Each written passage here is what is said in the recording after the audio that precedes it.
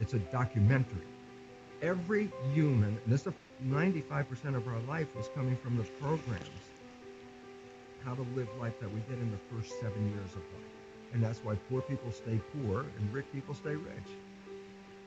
The movie The Matrix is not science fiction. It's a documentary. Every human, and this is a fact, every human first 7 years is download the hypnosis. The brain of a child under 7 is in a lower vibrational frequency. When you put wires on a person's head, you read electroencephalograph, reading brain activity. A child below 7 has a lower vibration than consciousness. It's called theta.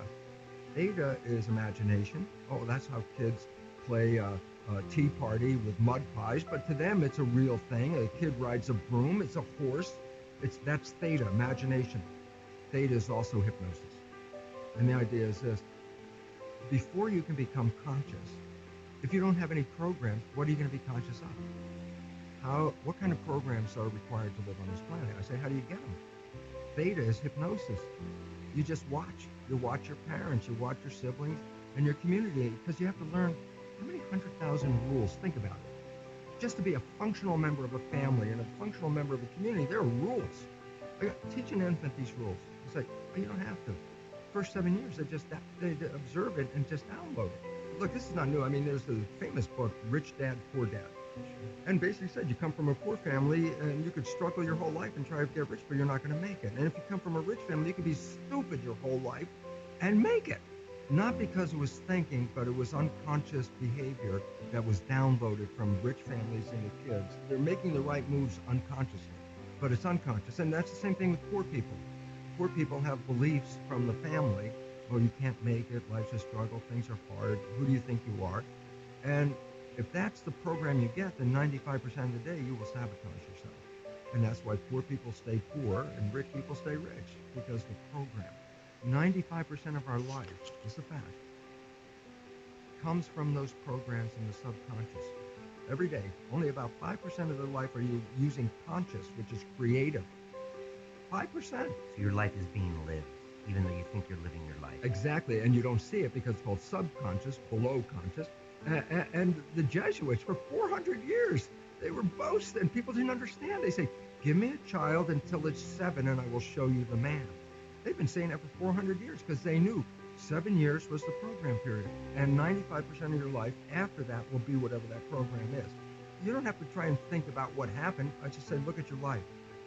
The things you like that come into your life come in because you have a program that supports them. But anything you struggle with, work hard at, put a lot of effort into making it happen, why you're working so hard, inevitably you have a program that doesn't support that conclusion and you're trying to override the program. The conscious mind is creative and can learn in any number of ways. Read a self-help book, go to a lecture, listen to this program, and conscious mind's going to get some awareness. And I go, yeah, but subconscious mind doesn't learn that way. I go, right, it doesn't. Subconscious mind learns in two fundamental ways naturally. Hypnosis, which is the first 7 years. And after age 7, how do you put new programs in? Repetition. Practice. You want to drive a car, you didn't learn how by just getting in the seat and put the key in. You had to practice driving a car. You want to learn the alphabet. How many times did you go from A to Z? Try to go to A to Z before you can complete it.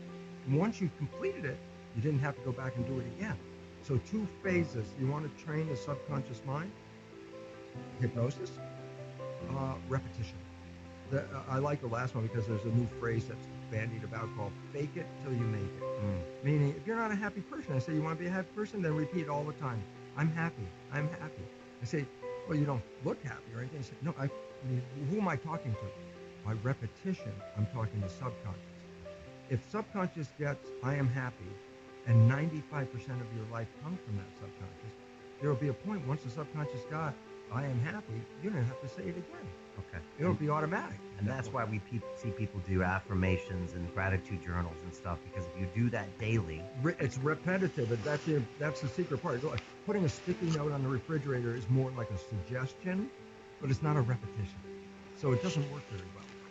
But you have to do, repetition is a habit. It's making habit. So you got to do something religiously in the sense of repeating it to make it work.